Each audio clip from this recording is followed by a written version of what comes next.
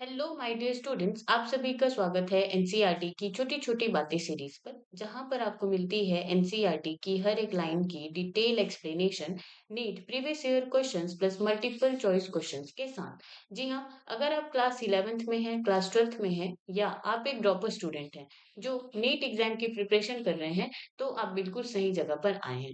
जी हाँ, मैं हूँ सरला साहू और आप देख रहे हैं gate science Sarla YouTube channel. तो चलिए शुरू करते हैं हमारा आज का लेक्चर। सो आज हम करने वाले हैं PYQ session of this chapter 1 the living word. Okay, तो हम यहाँ पे देखेंगे कि 6 to 7 इयर्स में आपका जो है कितने सारे नीट में क्वेश्चन पूछे गए हैं इस चैप्टर से, और फिर वहां पे आपको ज्यादा से ज्यादा ध्यान देना है।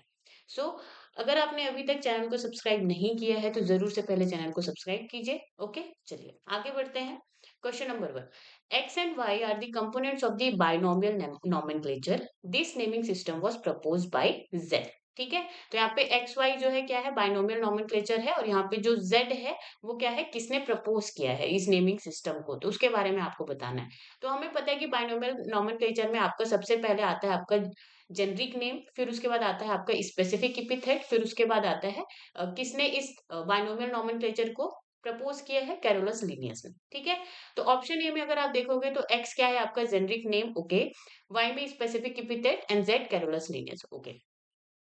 बी में अगर आप देखोगे तो एक्स क्या है, स्पेसिफिक एपिथेट, तो इसको आप हटा दोगे, एलिमिनेट कर दोगे। सी में क्या है, एक्स स्पेसिफिक एपिथेट है, इसको भी आप हटा दोगे।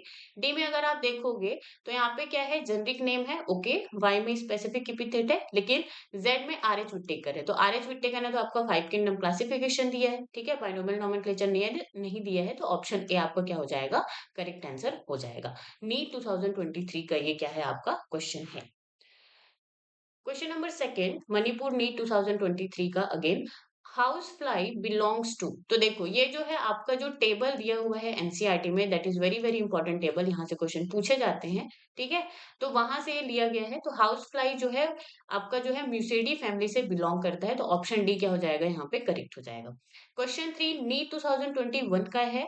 विच one of the following belongs to the family Muscidae. तो अगेन हमने अभी यहाँ पे देखा कि फैमिली म्यूसिडी से कौन आपका जो हाउस फ्लाई है वो बिलोंग करता है।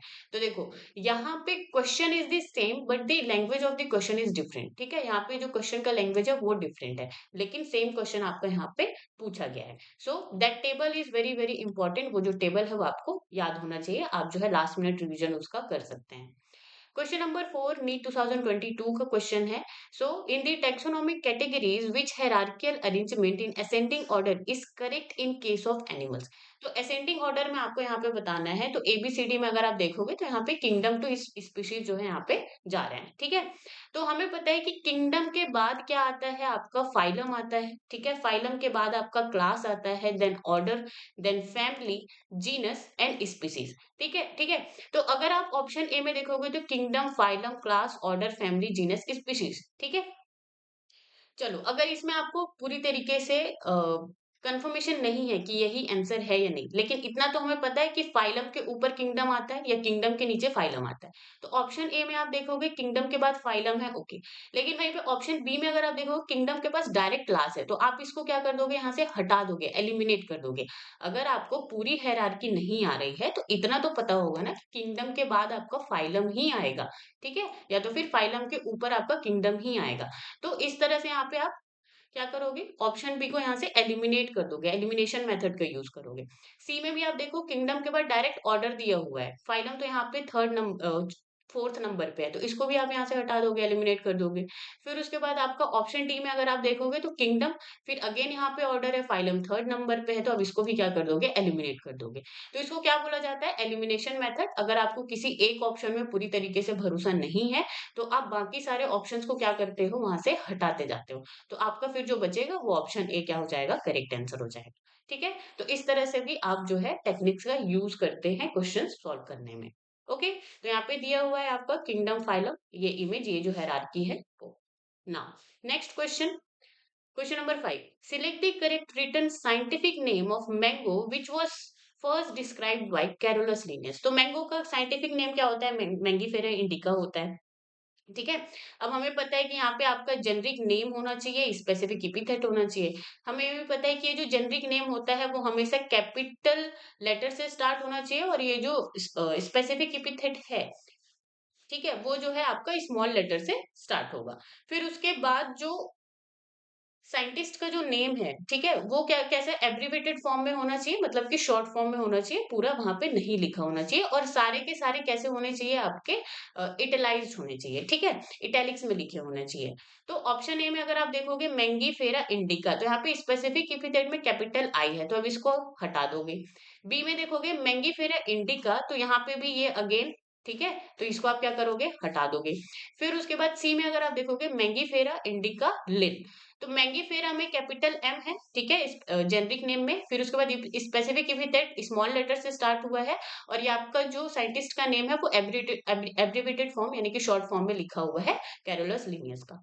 ओके, और सबसे इंपॉर्टेंट पॉइंट, ये सारे के सारे इटैलिक्स में लिखे हुए हैं, so that will be answer. अगर आप ऑप्शन डी में देखोगे, तो ऑप्शन डी में देखो मैंगीफेरा, तो यहाँ पे कैपिटल एम से स्टार्ट है।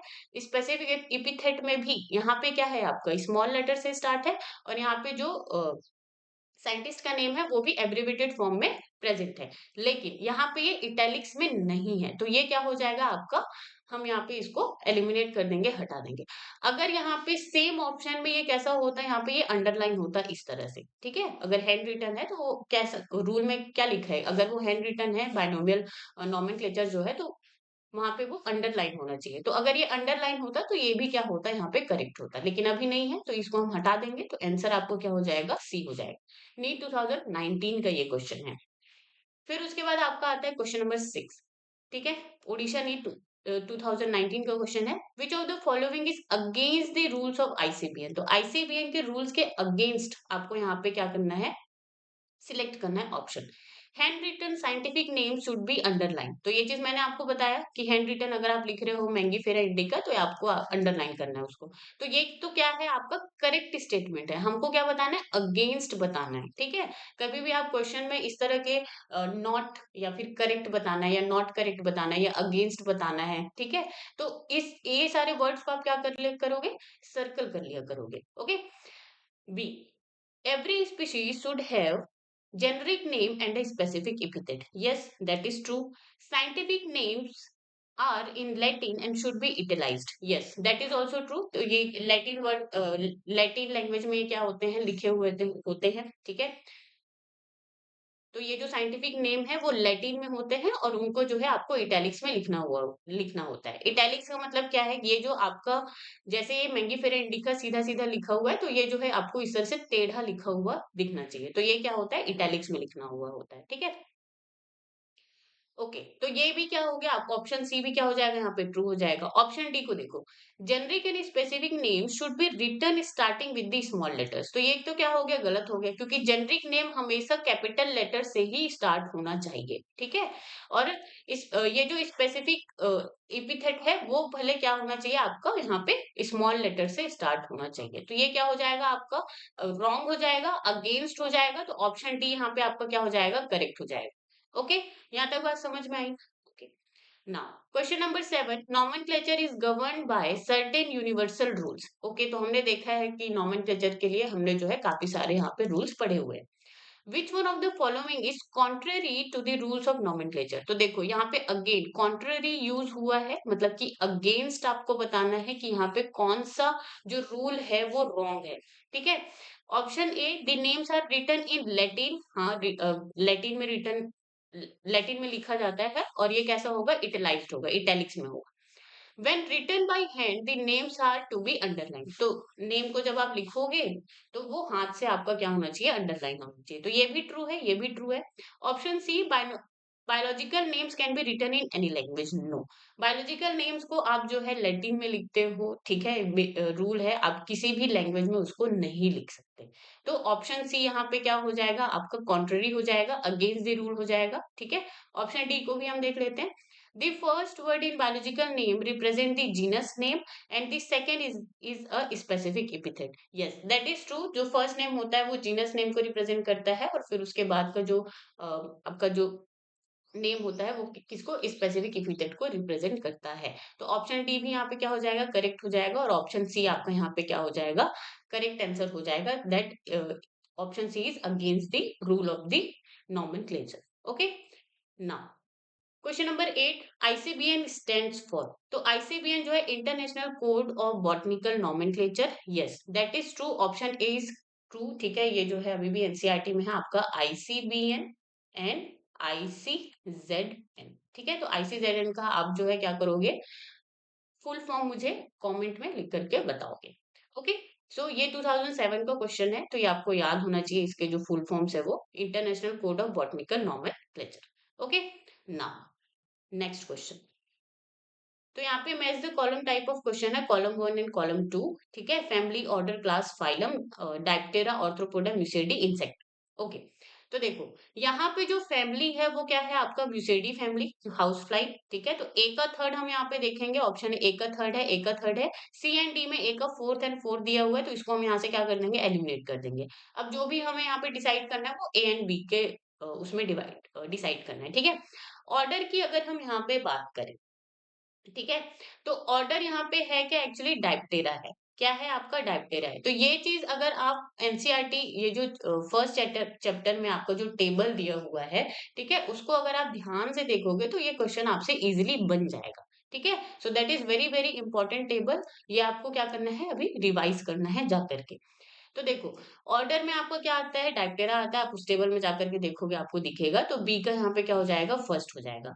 क्लास की अगर हम बात करें तो क्लास यहाँ पे आता है आपका इंसेक्टा। क्या आता है आपका, क्लास इंसेक्टा। और फाइलम आपका आता है यहाँ पे क्या, ऑर्थ्रोपोडा। तो सी का यहाँ पे आपका फोर्थ हो जाएगा, डी का क्या हो जाएगा, सेकंड हो जाएगा। ओके, तो ये जो क्वेश्चन है वो सिर्फ और सिर्फ उस टेबल से लिया हुआ है, डायरेक्ट फ्रॉम दैट टेबल। तो आपको उस टेबल को बहुत अच्छे से याद रखना है। ओके, सो ये नीट्स 2016 फेज 2 का क्वेश्चन है। Okay, so that is all question from the living world, जो कि आपको याद रखने हैं अच्छे से। So thank you so much guys for the watching. अगर कोई भी डाउट हो किसी क्वेश्चन में तो आप मुझे कमेंट में बता सकते हैं, मैं जरूर से रिस्पॉन्ड करूंगी। Okay, and thank you so much for the watching, and stay tune on get science Sarla YouTube channel.